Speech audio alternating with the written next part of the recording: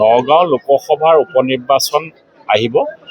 আজিৰ পৰা চামগুৰি সমষ্টিত আমি ৰণশিক্ষা আৰম্ভ কৰিলোঁ আৰু এইবাৰ চামগুৰিবাসী ৰাইজে উপনিৰ্বাচনত এটাই কথা কৈছে যে এইবাৰ উপনিৰ্বাচনত চামগুৰিৰ পৰা ৰাইজে পদুম ফুল ফুলাব আৰু বহুত ভোটত উপনিৰ্বাচনত নগাঁও লোকসভাৰ ভাৰতীয় জনতা পাৰ্টি প্ৰাৰ্থী জয়ী।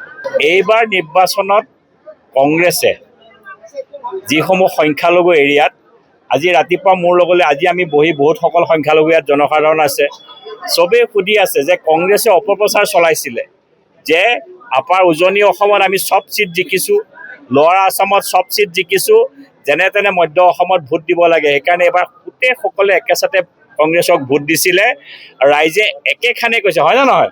সেইকাৰণে ৰাইজে একেখানে কৈছে আৰু এই ভোট 10 লাখ ভোটত ৰকিবুল হুছেইন ডাঙৰীয়া বিজয়ী হোৱাৰ পাছত চামগুৰি সমষ্টিত 25,000 ভোটত তানজিল হুছেইন পৰাস্ত হৈছিল।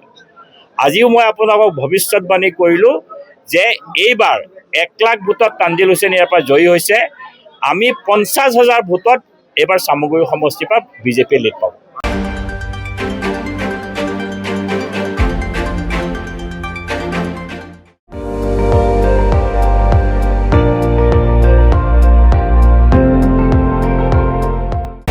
আপুনি চাই আছে ND24, সৰ্বশ্ৰেষ্ঠ নহয় সৰ্বোত্তমৰ দৌৰ।